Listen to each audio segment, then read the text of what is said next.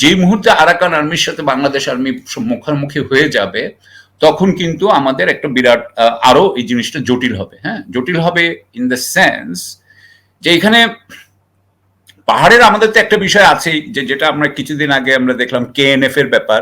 KNF এসে কতগুলো bank tank ডাকাতি করে নিয়ে গেল গত এক সপ্তাহ আগে। এটাকে নিয়ে কিন্তু আমরা, এটা হচ্ছে গিয়ে আমাদের বলা হচ্ছে আমাদের অভ্যন্তরীণ যে পাহাড়ি যে আমাদের গোষ্ঠীগুলো আছে বা পাহাড়ি জাতিগুলো আছে, তাদের মধ্যে কোনো ধরনের ঝামেলা লাগিয়ে দেওয়ার একটা চেষ্টা হয়তো ওখানে আছে। কারণ আমার যেটা মনে হয়েছে যে অ্যাটলিস্ট আমি দেখছিলাম যে এক ব্যাংকে, সোনালী ব্যাংক বোধ হয়, যেখানে গেছে 1.5 ঘন্টা ধরে কোনো র্যাব, সেনাবাহিনী, পুলিশ কেউ আসে নাই।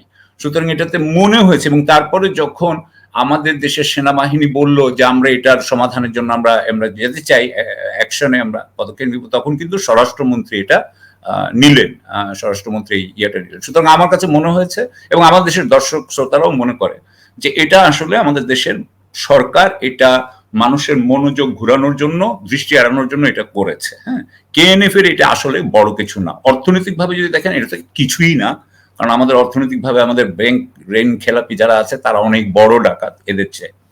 তবে এটা আমার মনে হয়েছে, আপনি দেখেন যে যদি এটা খুব বড় কিছু হতো, বেশি কিছু হতো, তাহলে আমরা অনেক বেশি কার্যক্রম দেখতে পেতাম। এটা আসলে আমার কাছে মনে হয়েছে যে একটা সেট করা জিনিস। তবে ওই জায়গায় যে অশান্ত হয়ে গেছে, এবং এই যে এখন আরাকান আর্মি যেখানে আছে, এখানে আমাদের একটা বিরাট সমস্যা থেকে যাবে, রোহিঙ্গা সমস্যা।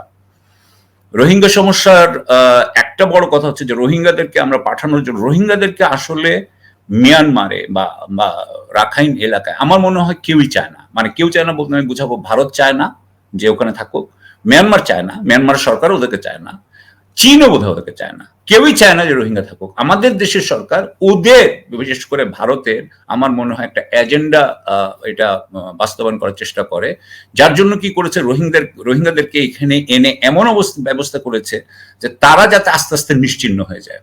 তাদেরকে এডুকেট করা হয় নাই, তাদেরকে কোনো কর্ম স্কিল দেওয়া হয় নাই, তাদেরকে কোনোভাবে অর্গানাইজ করতে দেওয়া হয় নাই, তাদের মধ্যে আর্ম গ্রুপ ছড়িয়ে দেওয়া হয়েছে, তাদের মধ্যে ধারার অপরাধ ছড়িয়ে দেওয়া হয়েছে, যাতে এটা একদম নিশ্চিহ্ন হয়ে যায়, এখানে যাতে আর এই রোহিঙ্গা ইয়েটা থাকে না। এই ব্যাপারে কিন্তু আমি মনে করি বাংলাদেশ সরকারের অনেক অনেক দায় আছে।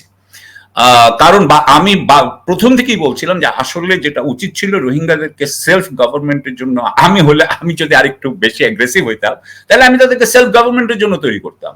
আমি তাহলে বলতাম যে you are responsible for your fate, এবং করে আমি তাদেরকে তৈরি করতাম, এবং এখন তারা কিন্তু আসলে যেতে পারতো। কারণ আরেকটা জিনিস মনে রাখতে হবে যে আরাকান আর্মিও আসলে রোহিঙ্গাদেরকে চায় কিনা, হয়তো এখন চাচ্ছে, কিন্তু যদি এই যুদ্ধ শেষ হয়ে যায় এবং আরাকান আর্মির হাতে যদি সমস্ত এলাকা চলে যায়, তাহলে তারা রোহিঙ্গাদেরকে আসতে দিতে চাইবে কিনা সেটা কিন্তু আরেক প্রশ্ন। হয়তো আসতে দিতেও চাইবে না, হয়তো এখনই যুদ্ধের মধ্যেই ঢুকার সময় ছিল, যে সময় আসলে ঢুকলে হয়তো রোহিঙ্গারা ঢুকে যেতে পারতো, কিন্তু আমাদের দেশের সরকার তা করতে দিচ্ছে না। আমি ফাইনাল একটা কথা বলে শেষ করবো। অঙ্কন চাকমা একটা কথা বলেছেন যে সেনাবাহিনীর চোখ দিয়ে সবকিছু দেখা। আমার হঠাৎ করে একজনের কথা মনে পড়লো, সেটা হচ্ছে পাকিস্তানে, আমার শেষ পোস্টিং তো পাকিস্তানে ছিল, পাকিস্তানের একজন ইন্টেলেকচুয়াল আছে, নাম হচ্ছে পারভেজ হুদভয়, অত্যন্ত humanist, biggest humanist of Pakistan right now, Iqbal আহমেদের পরে। তো উনি একটা কথা বলেন যে পাকিস্তানে সেনাবাহিনী যেহেতু শাসন করে, সেনাবাহিনীকে কোনো জবাবদিহিতা করতে হয় না। বাংলাদেশে যদিও শেখ হাসিনা এবং খালেদা জিয়া উনারা যদিও অথরিটেরিয়ান, এবং ওই সময়ের কথা বলছি যখন আগে বলেছে, এখন তো উনি একেবারেই fascist, one party kleptocratic fascist, whatever is her totalitarian. So ওটা বলছে যে তারপরেও কিন্তু উনাদেরকে জবাবদিহিতা দিতে হবে, মানে উনারা জবাবদিহিতা ওনাদেরকে আজকে হোক কালকে হোক জবাবদিহিতাতে পড়তে হবে। কিন্তু এই যে অঙ্কুন যে কথাটা বললো যে ইয়ের কথা, এই যে পাহাড়ে আমাদের যে সেনাবাহিনী থাকা, এই সেনাবাহিনী থাকা মানে হচ্ছে এই সেনাবাহিনীকে কোনো জবাবদিহিতা করতে হয় না। এটা হচ্ছে সবচেয়ে খারাপ জিনিস আমি মনে করি। এটা সেনাবাহিনীর চোখ দিয়ে কোনো মতেই দেখা উচিত না।